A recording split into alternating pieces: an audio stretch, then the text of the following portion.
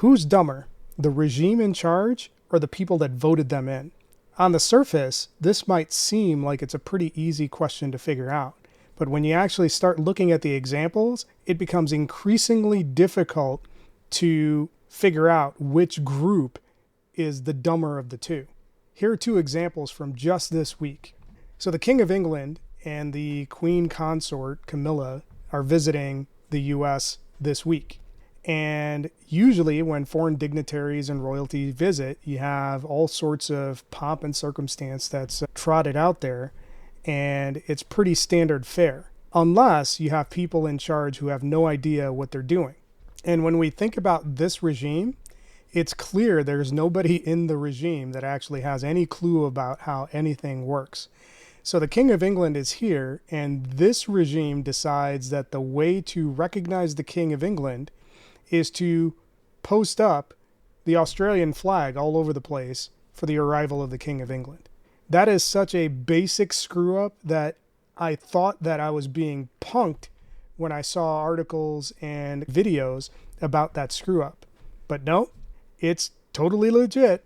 This regime couldn't tell the difference between the English flag and the Australian flag. Kind of basic stuff, but they screwed it up. But it gets better. So on top of that screw up, whenever you have foreign dignitaries, there's usually some sort of receiving line where those dignitaries get to shake hands with key members of the administration, the cabinet, and so on. King Charles and his wife are getting ready to shake hands with Trump's cabinet officials. And before they can actually get started, Trump cuts in front of the king and the queen and starts shaking the hands of his own cabinet. Now, when I say grandpa needs to be put in a home, this is a perfect example of this guy having no idea what day it is or what's going on. There's a reason why we call him the diapered orange dementia patient. Let's compare and contrast that with this story coming out of Wired. So the Wired story talks about how an Indian medical student paid for his medical school by scamming MAGA men out of money. So what's the full story? So Sam, a medical student from India, was struggling for money. He tried everything that he could to make ends meet because as a poor student, you're going to look for all sorts of different ways to make money. He tried creating YouTube shorts and selling study notes to other med students.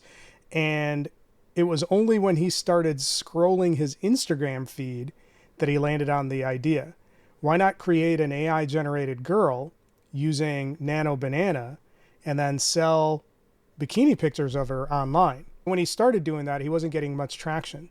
So he asked Google Gemini, if I wanted to create an income stream online without ever being on camera, what would you recommend? And Gemini told him that the niche that he needs to be operating in is catering to the MAGA conservative niche, and particularly the older male demographic of the MAGA conservative niche, because these people have generally higher disposable income and are lonely and can be easily manipulated. So Sam created this online persona called Emily Hart. And the backstory is that she's a registered nurse and she looks like Jennifer Lawrence. He created an account for her on Instagram and a number of other platforms, and he started posting rage bait content targeted at conservatives. And once he started doing that, it was off to the races. Every reel he posted was getting millions of views, and within a month, this fake profile that he set up had 10,000 followers. And to take it one step further, once he got that sort of support, he set up a OnlyFans type site and was able to monetize off of that as well. So in 30 to 50 minutes per day, he was cleaning up off of these dumb MAGA who thought that this person was real and they were sending her all sorts of money. Now, this is pretty common within right-wing circles.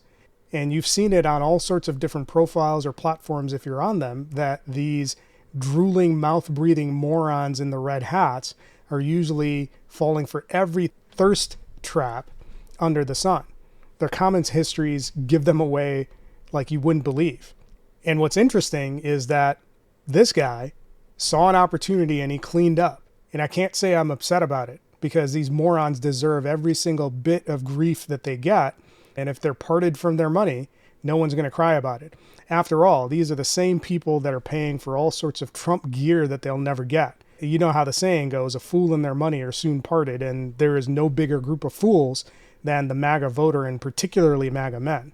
Which brings me back to the question that I asked in the beginning. Which group is dumber? Is it the MAGA voter or the MAGA regime that's in place?